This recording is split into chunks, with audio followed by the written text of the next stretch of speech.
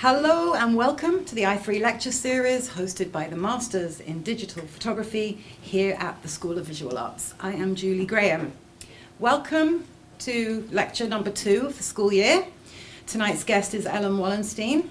She is a super creative artist and longtime teacher of photography, most recently at Pratt Institute in Brooklyn and here at SVA. Ellen is also a curator. Her own work has been exhibited in multiple venues across New York and the US in both solo and group shows. Collections holding her work include the Center for Creative Photography in Tucson, the Watson Library at the Metropolitan Museum of Art, and the Museum of the City of New York. Ellen has taken several artist residencies over the years. These are opportunities for creatives that offer space and resources to create their work. We met in 2013 when I first saw one of her photography projects, Respecting My Elders, which you'll hear more about later. In 2016, Ellen invited me to speak to her SVA class for her own lecture series. So it's jolly nice to be able to return the favor, and I do hope it is a favor. Incidentally, my lecture for Ellen took place on the first Wednesday of November in 2016. The day the presidential election winner was announced. I'm sure I was quite restrained, but Ellen says I was turning the air blue, and we have been bonded ever since. So welcome.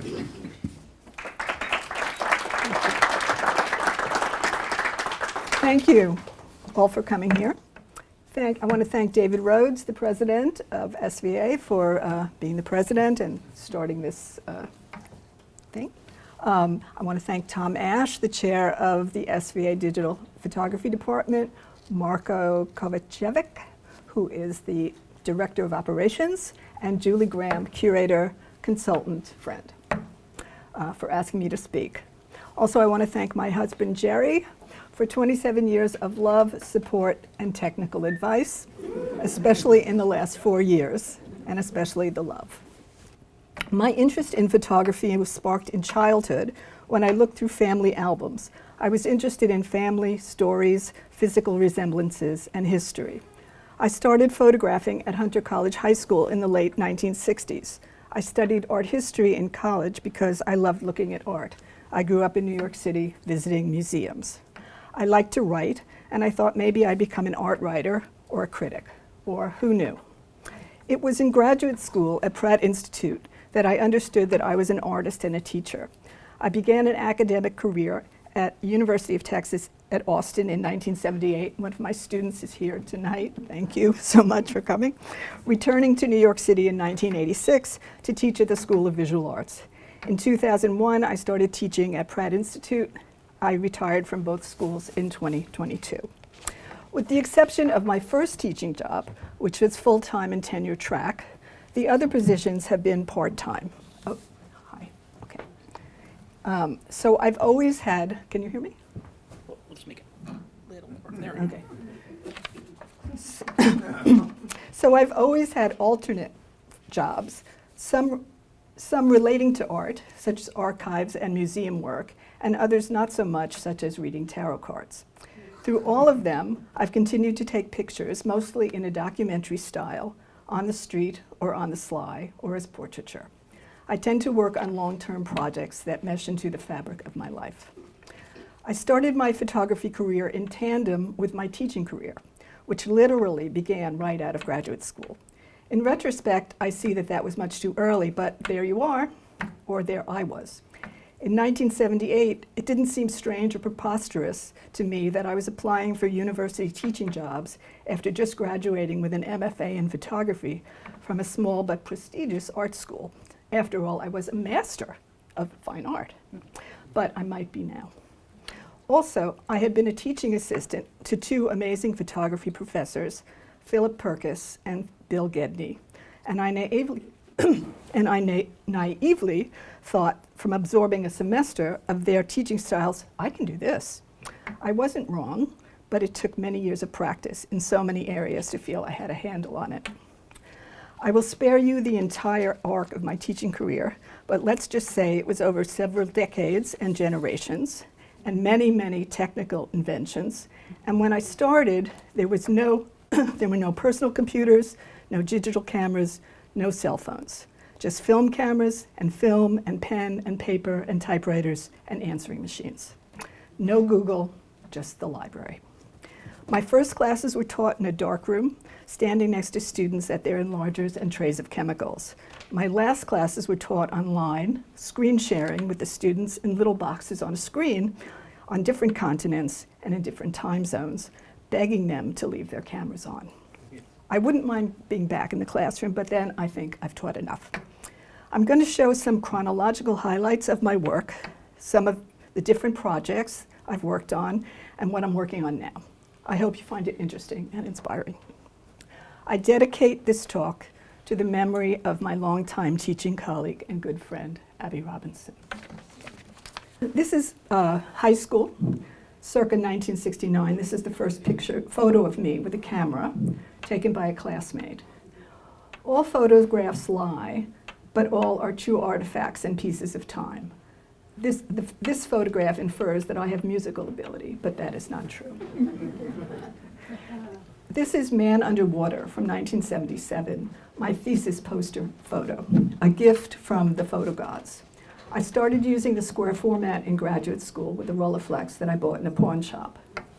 I took this photo on a field trip in grad school, I think it was Bear Mountain, and I printed it many, many, many times to get it right. This is another self-portrait, you'll see a few, in a Connecticut Mirror in 1975 with my Rolleiflex. It was in my cousin Lynn's bedroom, focusing on myself behind the mirror, behind that shaft of light. I made a lot of photographs in this place. So here is a 2018 self-portrait with the old self-portrait in the same space, which is now my studio. I live in a very small town in northwest Connecticut. We bought the house from my uncle and aunt in the summer of 2001. It's a very special place and essential to my well-being at this point. I take many self-portraits in this mirror.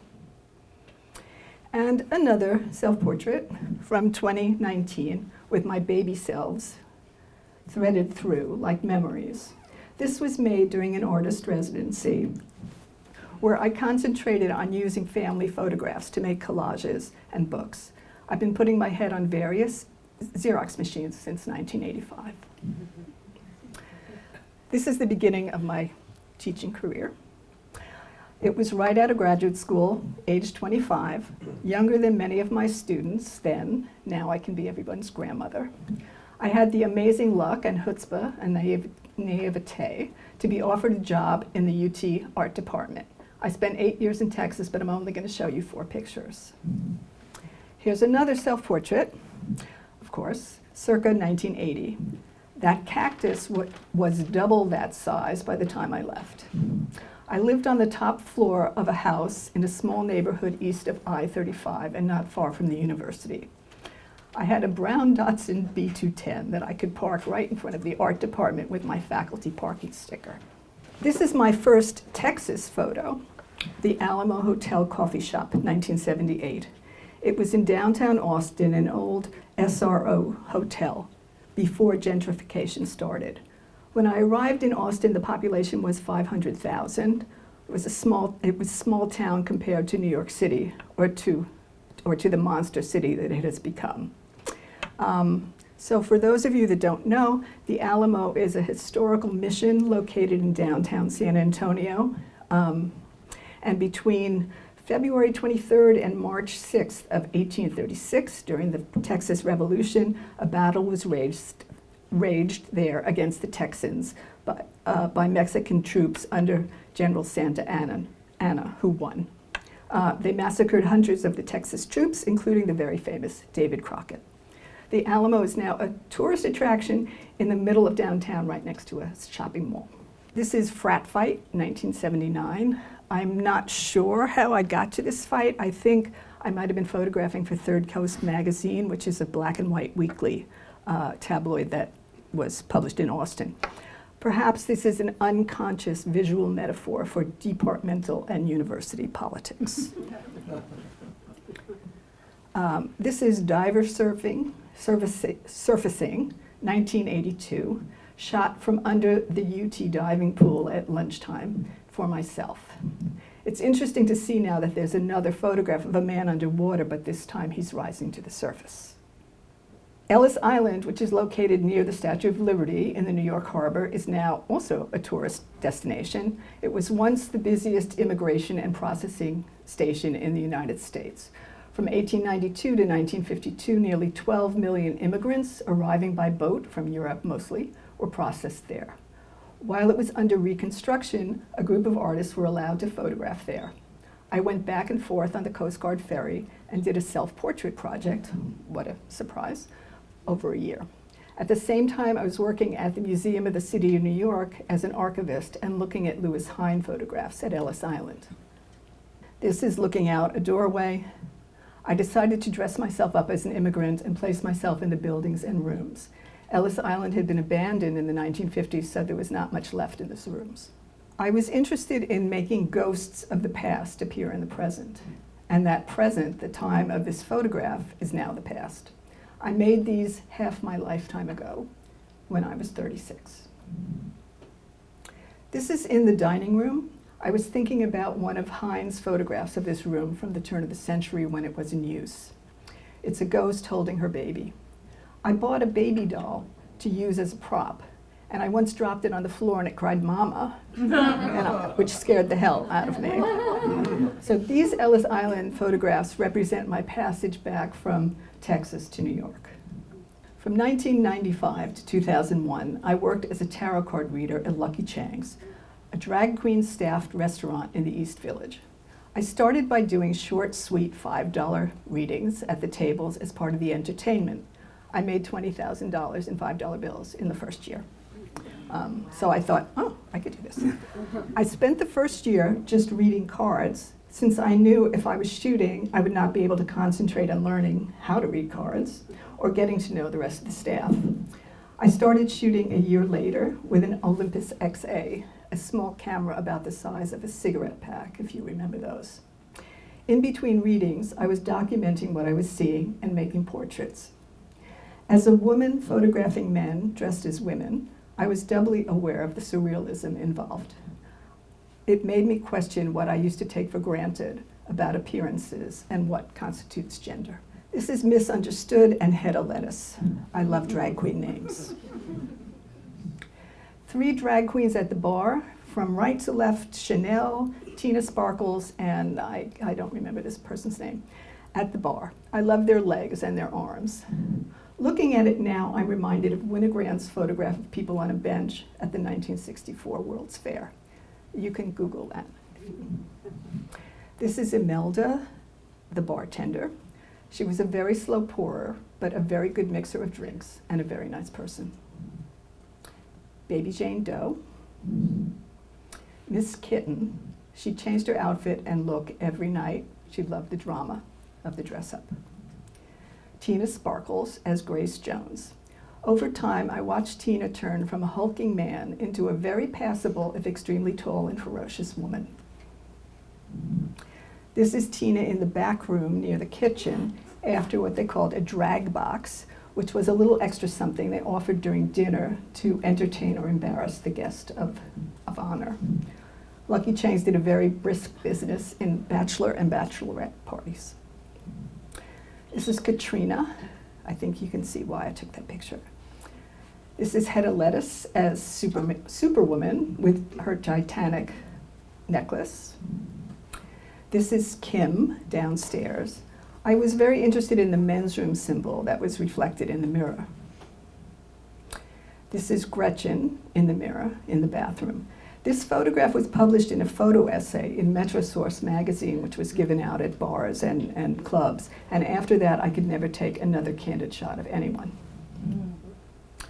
And again, this is a self-portrait as a tarot card reader in the bathroom. I think my hair was frosted at that time. I can't tell you how many times customers asked me if I was a man or a woman. I always just smiled and asked them, "What do you think?" This is Opus for Anne. It's my first color work made with my first digital camera, a Leica Digilux. In 2001, I became a hospice volunteer after training at Jacob Perlow Hospice, which was part of Beth Israel Hospital. I was asked to fill out a form with my interests, which were art, culture, New York City, history, politics, and how far I wanted to travel, which was I could go, one subway, that would be okay. And I was assigned to Anne, a cancer patient, who unbelievably lived in my building. We had both lived there for decades, she many more than me, but we had never crossed paths. It was quite the coincidence. So this is Anne and Roses. She was in her mid-80s, the age my father would have been. She reminded me of his mother, my grandmother, who lived in the same apartment building I grew up in and whom I would visit after school sometimes. So I thought that was a great coincidence. Since Anne was bedbound, I decided to photograph her apartment to give her back her views. This is the view from beside her bed with northern light streaming in on an afternoon. On the wall is a photograph of her guru and a cover of the Nation magazine with George W. Bush as Alfred E. Newman. The first time I met Anne, she asked me what I thought of the president, who was George W. Bush, and I said, I didn't vote for him, and she said, you can sit down. This is Cat Silhouette, the view out the window. I still use this as my phone's wallpaper. I just realized that, it's 20 years old. I still like it. This is the cat's chair in the living room. This is gold bowl and bed. This is called Foyer Closet. I'm only a little nosy. This is called Van Gogh's Ghost Wall. This was in her living room. The place had not been painted for some decades, so it felt a little bit like Miss Havisham. You can Google that too. Red lampshade and fireplace. Bookshelf. This project got me a lot of attention. It was featured on the Aperture Foundation's website in 2006, and I won a NIFA fellowship for this work in 2008. And I just want to mention here, especially to all of your students, that I was 55 when this came about. And sometimes you have to wait until the work you're doing is better than you are to be recognized. And this was a poster I made with some funding from a Pratt faculty grant. I wanted to see it on the subway, but I never did send it to the MTA. This next project, Respecting My Elders, I brought a little book with me. After Anne died, I decided to honor more people of her and my parents' generation, people I admired and had been influenced by. I started photographing my mother and her friends, and then I asked friends and colleagues for suggestions and introductions, which led to more of the same. I worked alone in natural light without assistance, which is the way I've always worked. I asked people to pose with a favorite object. This is Adita Sherman. She was a photographer. She's 97 here, in her studio above Carnegie Hall. This is the cover image of my book, independently published with the help of crowdfunding. She had on an awful wig that was sitting, but the hat was sitting on a table, so I asked her to put it on. I love how the ribbons work together, the one around her neck and the one on her hat. And I love the reflection of the checkered floor in the lens of her antique 11x14 view camera that she used to photograph celebrities back in the day. This is Lois Dodd, the painter. She was 83. I was introduced to her by my friend Bob Brooks, who taught at School of Visual Arts. And she's posing with some of her archive. I had asked everybody afterwards, I'd sent them pictures, and I asked them to just send me like a word or two of advice. And her advice was, be stubborn and follow your own voice. This is Rebecca Lebkoff. She was 92, with her first published book, Life on the Lower East Side, which was published when she was 91. This was one of the first photographs that I made, and I thought she kind of looked like a Netherlandish painting in some way. This is David Vestal. He was 85. He's a photographer. He was a photographer and a writer, and he wrote The Craft of Photography. His object was a wooden head that he used in several of his how-to photos. This is Jinyi Wang. She was 90 years old. She was a calligrapher and illustrator. She's posing with The Wisdom of Confucius from 1942, which was the first book she ever illustrated. And it was one of the first books written in English about China. For over 70 years, she illustrated over 2,000 dust jackets and 40 books. She was also responsible for the lettering of the 17 magazine's logo, and especially, you'll like this, for the lettering and design of the Heinz ketchup label, made for an upside-down jar. Her family had moved from San Francisco to the Bronx early in her life, and she was talented enough to be accepted to study at Cooper Union, which made her career start and soar. This is Milton Glaser. He was 80. He was a graphic artist and designer, another Cooper Union graduate. He was on the board of directors of SVA as well. He's responsible for the iconic I Love, I Heart New York, and other iconic designs like the 1966 Bob Dylan poster. Google that. After I took this picture in front of illustrations he made of Piero della Francesca, who was one of his favorite artists, he said, "Okay, you got it. I have to go back to work." And he did. He was the only one I photographed who refused to sign my model release. This is Wolf Kahn. He's 83 here. He's a painter. He's wearing a vest knitted for him by his wife, the artist Emily Mason, and the denim jacket he always painted in. This is James Earl Jones, 81 in this picture, an actor.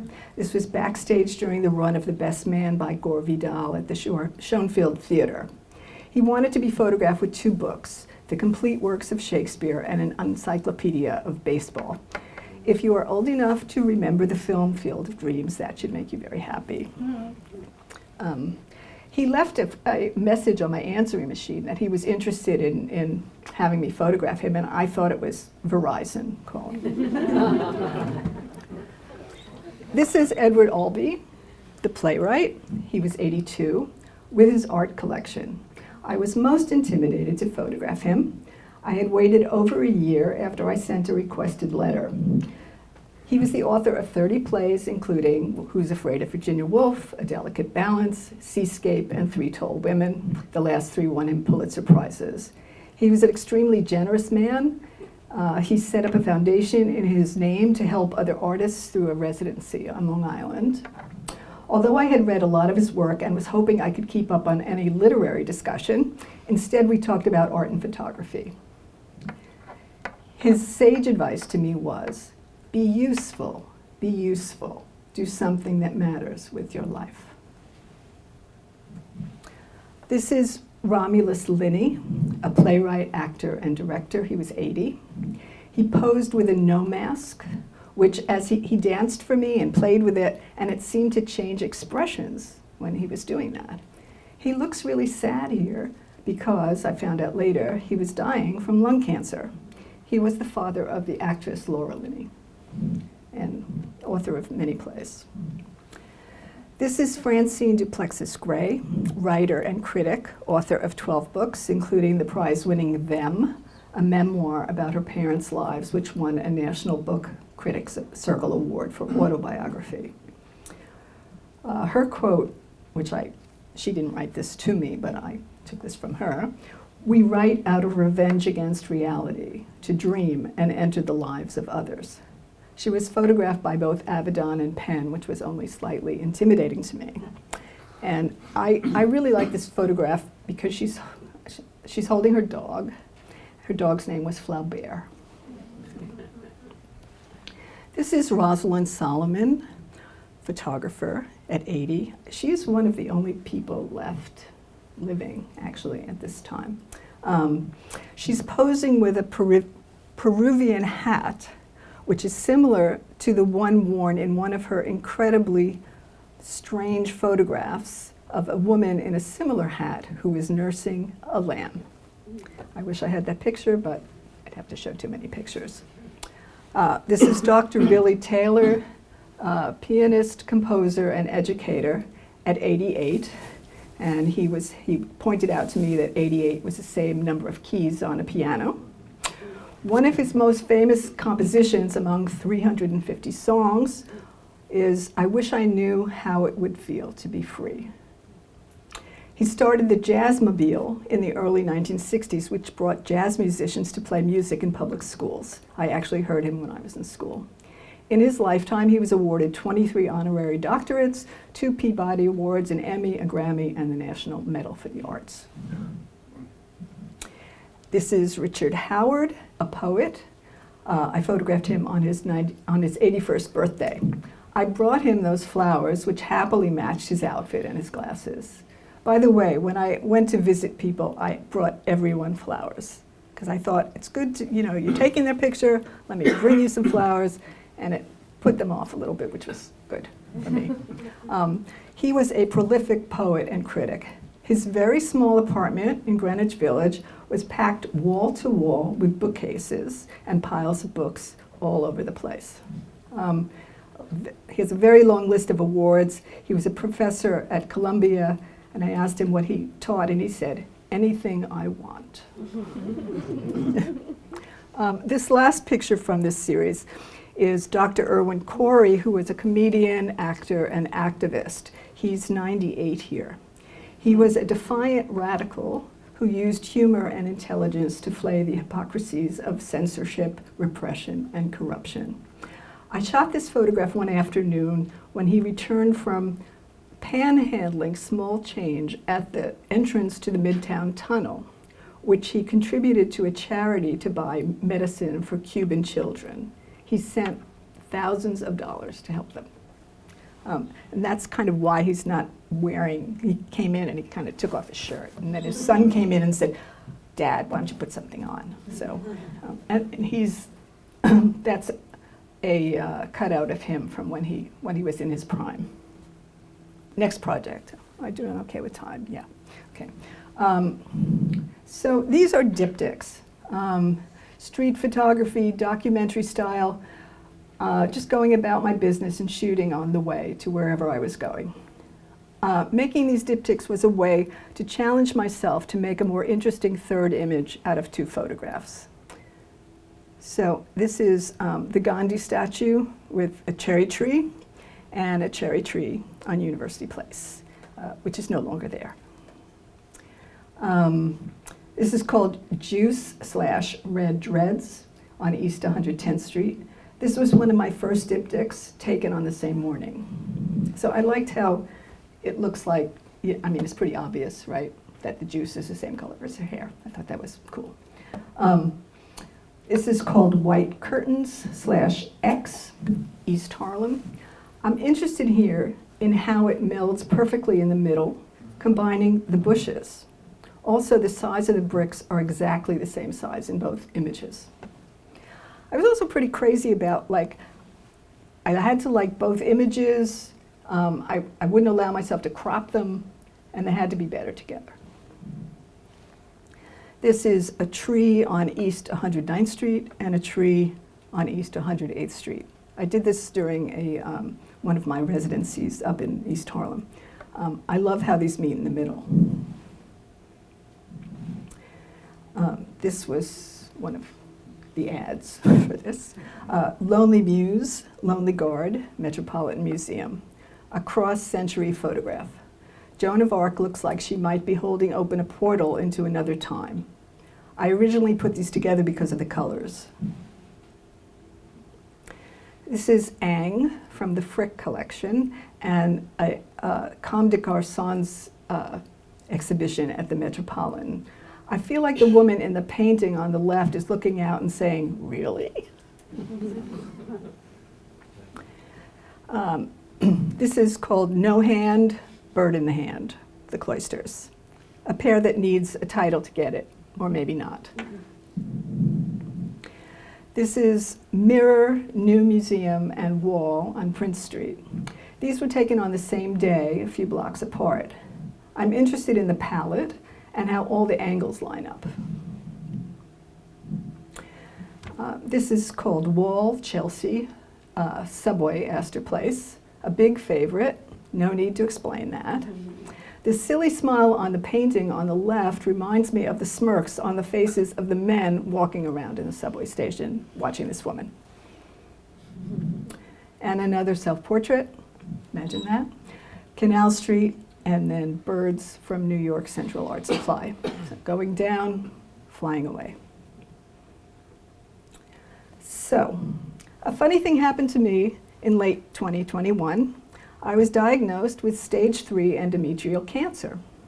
So I started chemotherapy treatments after hysterectomy, etc., in early 2022, as well as radiation, brachytherapy, do not ask, and after remission 2 years ago, continued infusions of immunotherapy, which I was very lucky to be a candidate for. So the walls of these particular sets of rooms were painted with these wonderful murals painted by a doctor's wife, we don't know her name, at the beginning of the Cancer Treatment Center at Danbury Hospital. A calming scene of some swans on a river, something to meditate on while you're getting treatment. Of course, there is the reality of the situation. I like how here the liquid in the tubing relates to the mural. I think this is Chesapeake Bay. And this is the same wall from a different chair. The same wall from further back. This was a blood transfusion that I had, not in the mural room. I photographed a lot of bags of stuff, just because you're sitting there and you can't really move, so just look around. And then this is one of those machines. My infusion was completed. Medical science is a miracle. So, cyanotypes is what I'm doing now. I started in 2020 after COVID shut down everything. I had been taking a printing class with a group of artists that met every Friday. So we started meeting on Zoom. And because I'm not a printmaker and I don't have printmaking, things, I thought I'll make cyanotypes, which brought me full circle back to the beginnings of photography. So I'm going to show you my process. I'm only going to show this one of the setup and the cyanotype. This is what I use. Oh, you can see. So I use pre-treated cloth coated with cyanotype emulsion. This emulsion, which was invented in 1843 by Sir John Herschel, who was also responsible for the invention of Fixer, or hypo, is a mixture of ferric ammonium citrate and potassium ferricyanide. So on the left is the setup, and it's called School of Fish. The fish is an antique lantern slide that I happen to have in my collection. I have a large collection of things. The word school was made in a cemetery. It was a cemetery rubbing made in different colors of crayon. And the other objects are, there's a bottle, there's some cubes, there's some stars. So that's how it began, and that's how it ended. This is called Wedding Ring. It was very early in my making these, and I just want to say that each one of these are unique. I put some up on the wall over there, you can look at them. And it depends on how long you leave them out and what the objects are and what the angle of the sun is and what the season is for how they come out. This is called Love, and it was made after my mother died in March of 2020. So 2020 was not a good year. This is called Mother, Love, and Cubes, and the words were made with cemetery rubbings. This is Daughter, same thing. Whoop. Uh-oh. This is a detail from The Mother of All Quilts, made in 2021. I sent a group of cyanotypes to my friend Kathy Williams, an old friend in Texas who is a master quilter, and our collaboration began back then and has continued since. So after my mother died, I had to deal with a lot of estate stuff and family stuff. So this is called Ammo, and it was made while dealing with all of this. This is another battle with bullets. I titled this Lawyers, Guns, and Money. So in late 2021, when I was diagnosed with cancer, I started making these cyanotypes. This is called Uterine Lament. And it was made with family jewels. So those are pearls. The thing in the middle is my grandfather's watch fob from a really old pocket watch, and his pocket watch and a little doll there. This was the start of making a cyanotype every day to figure out my feelings about the cancer and my hopes and my fears. And I think that making these cyanotypes saved my life. Side effects. I listed some of the known side effects on acetate, which I used as a layer. This is called Backwards Prayers. It's more writing. This was one side of a double-sided cyanotype, which I made into a prayer flag, and the other side is the right read. So if it says prayer to the universe, prayer of thanks, prayer of peace, prayer for the living, prayer for the sick, prayer for the dead. This is called Bombs Away. This is kind of what it felt like to be getting infusions. So this was also chemotherapy. I'm listing here some of the medicines that I was receiving. And also I used a piece of plastic tubing that they used to give it to you. And that was gifted to me by my very understanding nurse. This is also called side effects, hair loss. When my hair started falling out, I kept it. Interestingly enough, before my hair fell out, it was pretty gray. And it grew back this color. So, hey, not that that's a good way to get your hair to be dark. This is called Chemo Concert. And it's hair and a comb and figures. And you never know what something's going to look like after you make it. So I just kind of set things up flat. And then I noticed, oh, that kind of looks like a piano. And those people kind of look like they're listening to something. And that little woman is, you know, dancing around. And there's hair in the middle. This is called Winter Skies. This is called Saints Alive, which was nearing the end of my chemo sessions. And then this is a book that I made, and I brought it, and you're welcome to look through it. You're welcome to touch it. It's on display in this picture at a show at Carter Burden Gallery where I show my work. And visitors were encouraged to turn the pages. So I made many, many cyanotypes. I'm going to show them to you pretty quickly. This is fish and net. I use that fish a lot. It's called On the High Seas. It's called Scaredy Cat. I photographed this when it was still damp, and they're double-sided, so you can see the other side of the piece showing through it. And this is only true of the photograph because when they dry, it doesn't look like that at all. Cats circling. Cats and cows. Cats and hummingbirds. Birds, wolf, dog, fox, and daylily. Birthday birds, I made this on my birthday, with cutout silhouettes, a T-ball, a moon-charm, and Queen Anne's lace. Birdies, fresh pick flowers, and bird silhouettes, a lot of birds. Flying birds and dandelions, I made this into a flag for some friends. A bunny, horses, elephants, and a monkey. This is called Death-Defying Feats. I was using a doll from my childhood doll collection and animal figures, jewelry, ivy, stars, and planets. I have a lot of things. You can ask my husband. This is called Magic. It's another doll. This one was from Thailand. When I was a kid, my grandfather traveled the world and he would bring back dolls.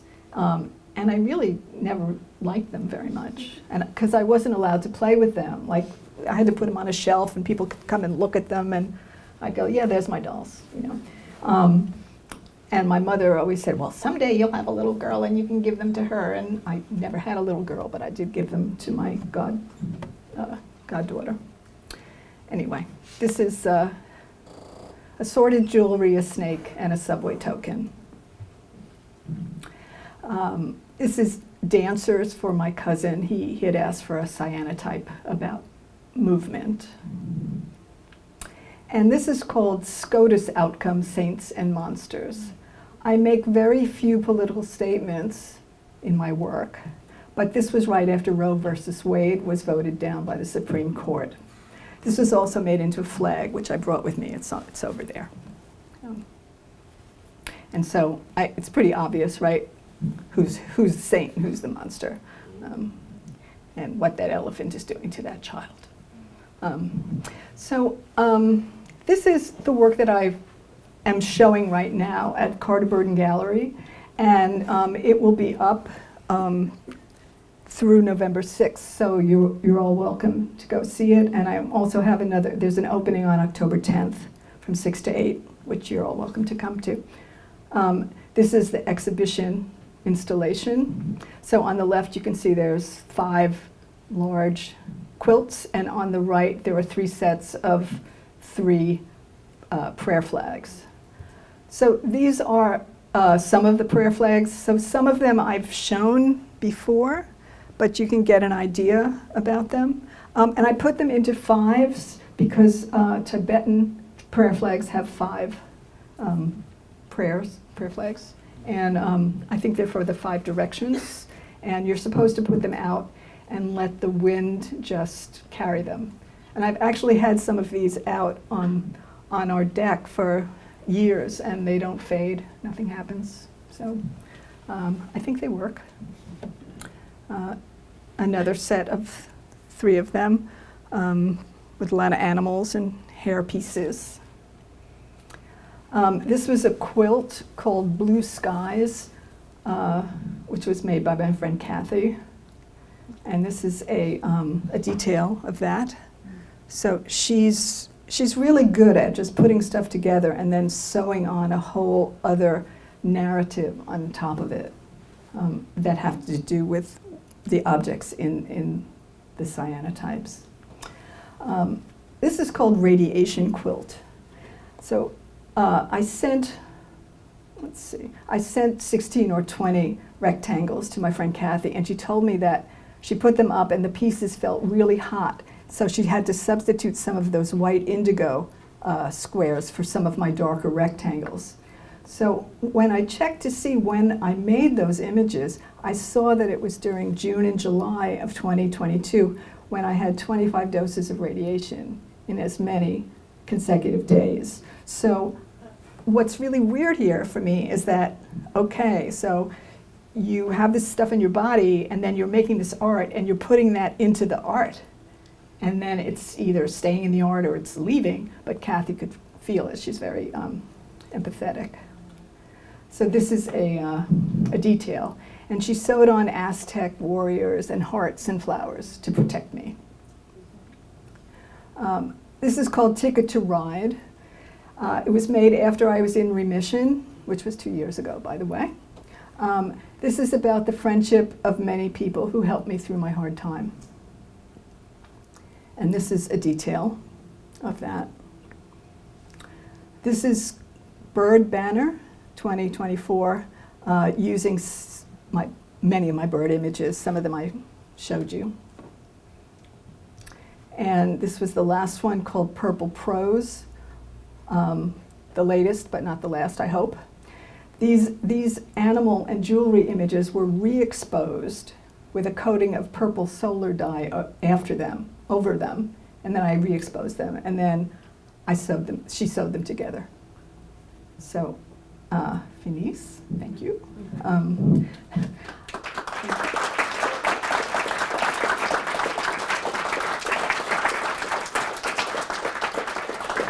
This is the image that I sent, and I forgot to put it in the slideshow at first, so I decided to show it.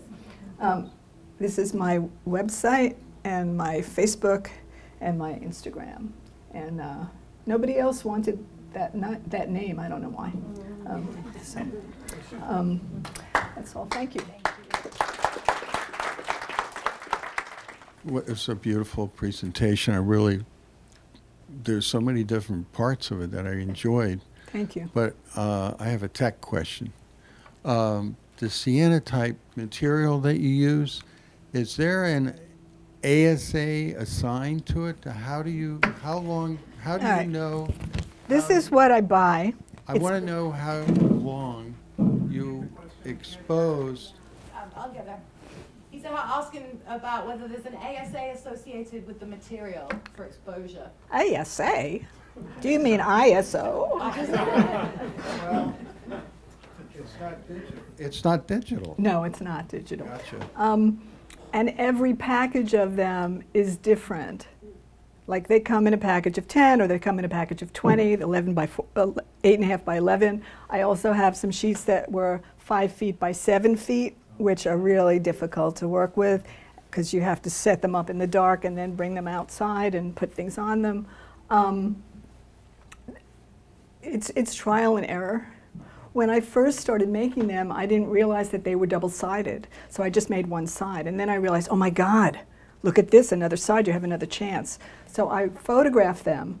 I would make them, and I would photograph them before I took the things off. And then I would, on my phone, then I would reverse it on my phone. I would turn it over, and I would copy what was on my phone so that I had it backwards on the other side. You can take one of those off and look at it.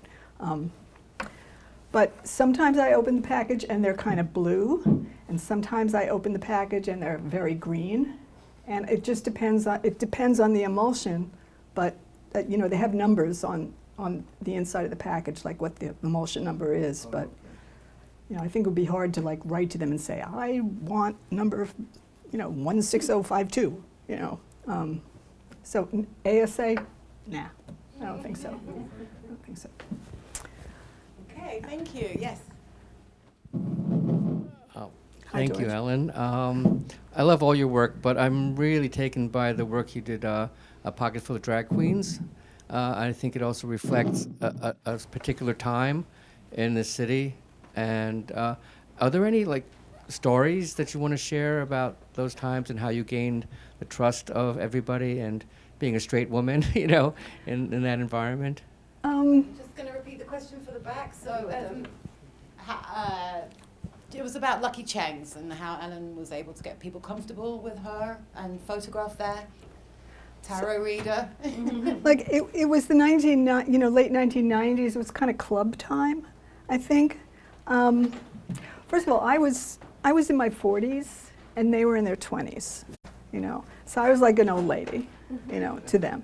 But I just was, if you tell me you're a woman, I'll say okay, fine. I just kind of hung out with them. Everybody hung out, first before customers came, and then during the night. And as I said, I think I said I didn't photograph for a whole year because if I had gone there to photograph, I wouldn't have been able to become friends, and I also probably wouldn't have learned how to read tarot cards, because I would have been just looking at things and trying to figure out what I wanted to photograph. So, and I would leave at 11:30, because I was tired, get in a cab and go home, and they would just stay up till 3 in the morning and do whatever they were doing, So they didn't really pay that much attention to me. Although, as I said, they didn't know I was a photographer, because I didn't have a camera the first year, and they didn't know I was a photographer until I got published. So they would just sure, Ellen, go ahead. And this was before people had cameras, Somebody brought in a Polaroid that they could photograph themselves with the customers. So sometimes they'd ask me if I would photograph them. But, we weren't buddies, but, we respected each other. So. Thank you. Over here, someone, yes. Can you just speak to the influences or inspirations of location? So, how you felt or approached your art in Texas versus the Berkshires versus when you're in New York City?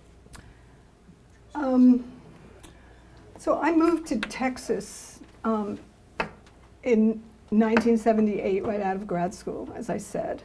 And it was like a total, like, where the hell am I? You know, I didn't know it was the University of Texas. I came from a small art school. I didn't know anything about politics of university. I thought that school was for teaching. I still do. So I just kind of photographed what I saw, which was all kind of new to me. But I was photographing black and white film, and I just always had a camera, and I would hang out with people, and we went to the Watermelon Thump in Luling and various other occasions. I don't think I answered your question. Now I don't remember what your question was. Just that, what were the influences or inspirations based on what you saw and felt living in Texas versus what you derived from the Berkshires versus how you feel when you're making art in New York City? So they're all contrast, but what do you feel like if you see your own work, you know, outside of it's your life, but you know that, oh, that's when I was in this place? I grew up in New York City, so it just seems like home, you know. And I just kind of walk around and look at things. I mean, I think that all of us as photographers, that's what we do. We're just looking and seeing and framing, and I tend to shoot the same things over and over and over again, kind of till I get it right, or because I'm fascinated by it. I think all of my work is very different, I think, in different places, but I don't know that it has to do with the place or more with how I am feeling that day or what's going on in my life at that time. So. Hi, dear. It's lovely to see the work all together. Thank you. Really nice. I think there's the thread that I see through all the work over the years is empathy. There's a very sympathetic look at when it's people you're photographing, whether it's the drag queens or the elders, and it's very sympathetic to yourself going through the chemo and even the cyanotypes. So that's just my comment. I think there's a nice empathy running through all of the work from the beginning. Thank you. I really like people, you know, I really enjoy people. And I loved teaching, and I loved being in, you know, in a place where you could kind of share your ideas and a kind of in a group, things happen. Sometimes students would show me work and I'd go, well, why don't you do this? And they go, how did you know that? I just did that. And it's almost like, it's like reading tarot cards. You like see it. I think you have to like people to photograph people. Or if you don't, you're, I can't even think of that guy's name with the flash and, you know who I'm talking about. The Magnum photographer. Gilden? Yeah. Yeah, I don't think he necessarily likes people. But There's Bruce Gilden students, the fresh ones. Look 'em up. Look him up, Google him. Bruce, actually Yeah. don't. Sorry. Okay, any more questions, comments? Yes, hi. Could you pass that on? Let's see. So thank you so much. Your journey, the journey of your work is just so inspiring. thank you. Yeah. And I also really enjoyed throughout your sharing the wisdoms, like be useful. I think that was really wonderful. But also for your cyanotypes, what I loved about those were the titles were so connective and poetic and interesting. And I was just curious if you have that idea of the title in mind before you create it, or it kind of transpires. I just do the work and then I look at it and go, oh, that's so-and-so. Because especially with cyanotypes, you don't know how they're going to turn out. You don't know what they're going to be or what they're going to bring up for you. So, I like to be humorous if I can. So, Yeah, they were great. Yeah. Thank you. Thank you.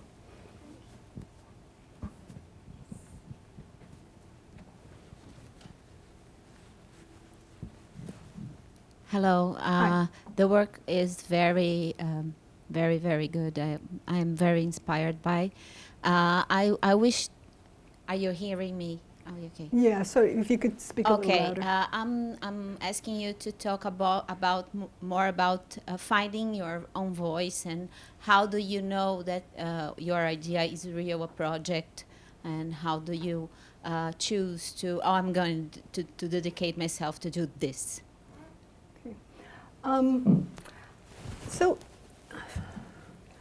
it's kind of magical. It's kind of weird. It's like I'll just maybe wake up one day and go, oh, I should be doing this.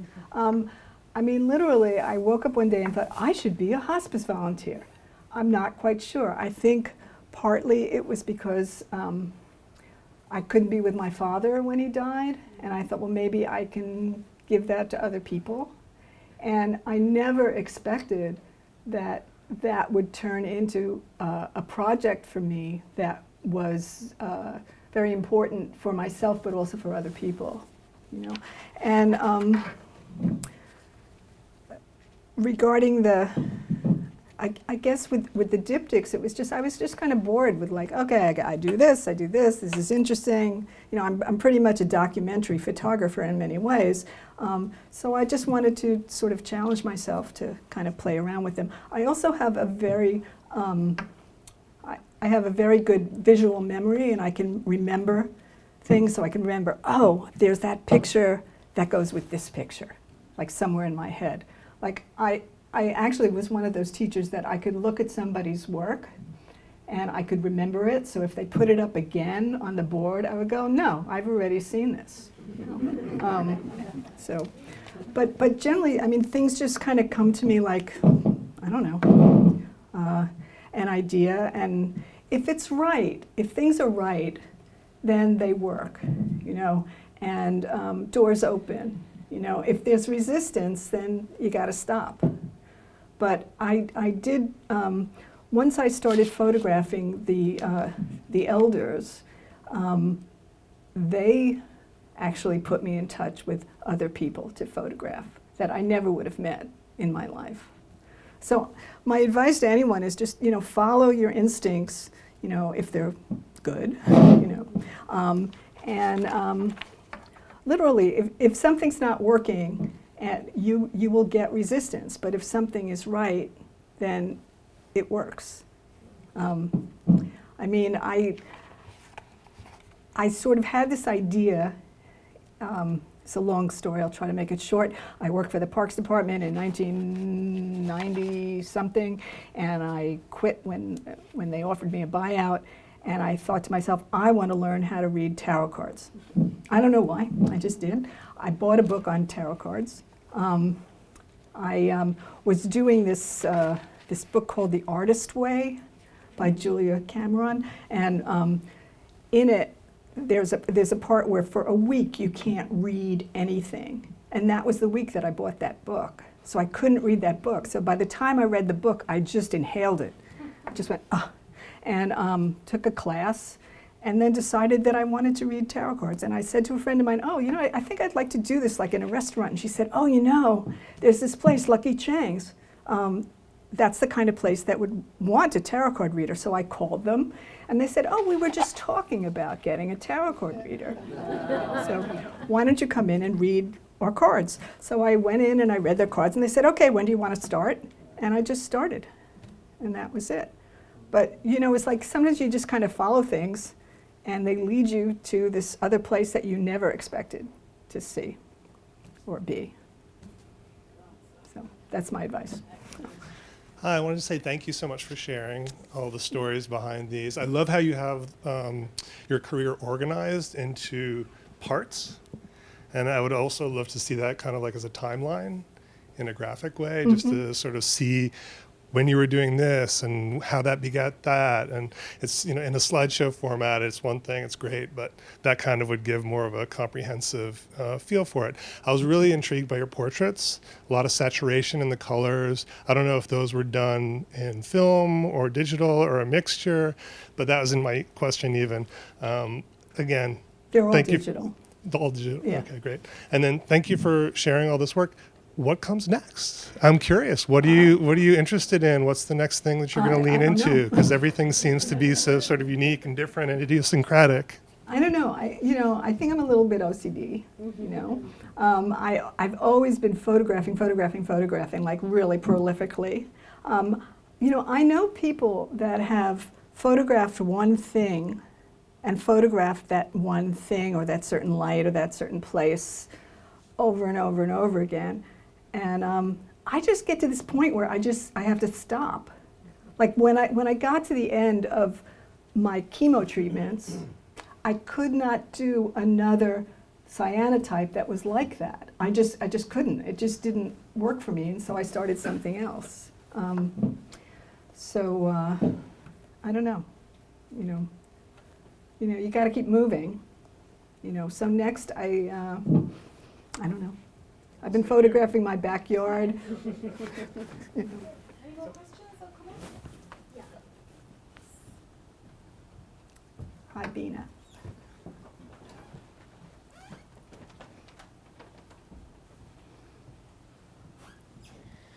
Ellen, it's just really great to see all your work in this format. I'll speak louder. So what is really interesting for me right now is I think I've seen you in the process of half of that work, or definitely the last third, and the process, and watching you work through these different bodies of work.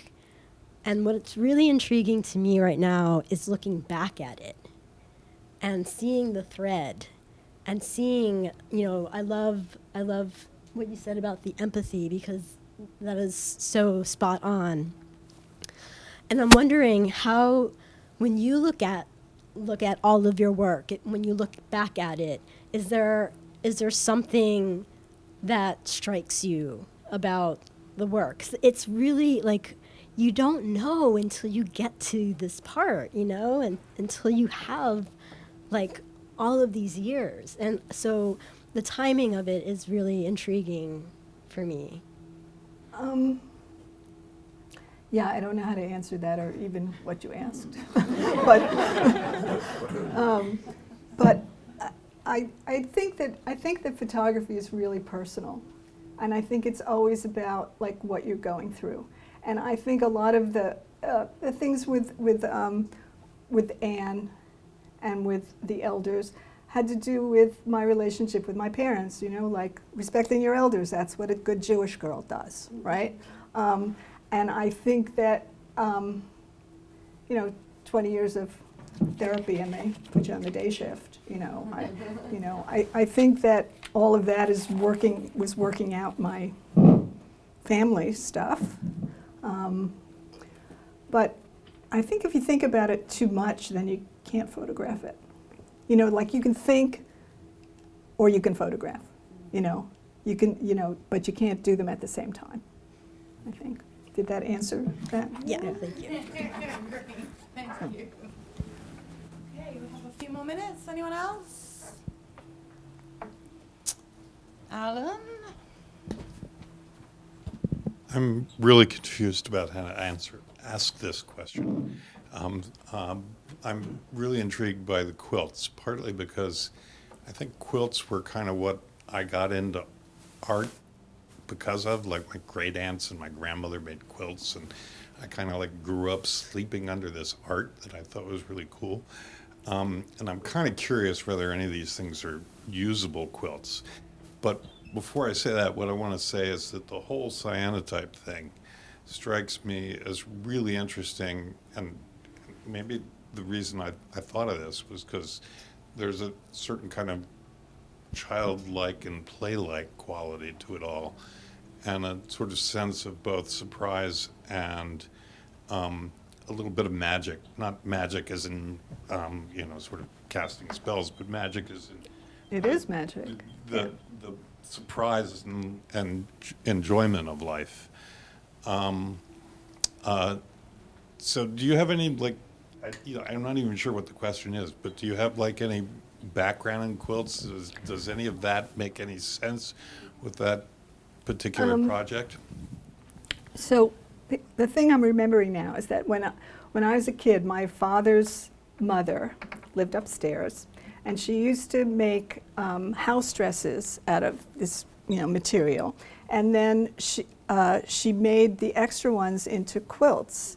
So my brother and I both had these quilts that had like squares of my grandmother's clothes on them, which I didn't think about when I was asking my friend to make them for me, but I think it totally makes sense. Regarding having fun, I like to have fun, and I also think that, first of all, making these cyanotypes, especially when I was sick, was just a way of getting up in the morning and going, what am I going to do today? I'm going to do this. I'm going to make one thing. I'm going to put it outside. Then I'd make another one. Then I'd make another one. I started making them for friends. I started sending them to friends or asking friends, what's your totem? What's your animal? I'll make you something. Because, a part of me thought I might die, and maybe I'd like people to have my work. But also, like, what do you do with all the work that you make? I have boxes and boxes and boxes of work. I would like to share them with people, if I can. So Well, there's something really nice about them. There's nice stuff about all the work, and I Thank you. think empathy runs through, but there's something about the cyanotypes that just kind of like, they're very joyous. yeah. I like the process of it. And I had to learn, like, how long do you put them out, and what's the light like, and just kind of walking around going, oh, I think I'll use this, or oh, I think I'll use this. But I started out by using my family jewelry and heirlooms and stuff, and then noticed, like, oh, I could make a mountain out of this, or Yeah, I could. there's a real sense of like personal history in the whole thing as well. I think there is, but I don't think it's conscious. Yeah. No. Thank you. Anyway, thank you very much. Thank you. Okay, thank you so much. Thank you.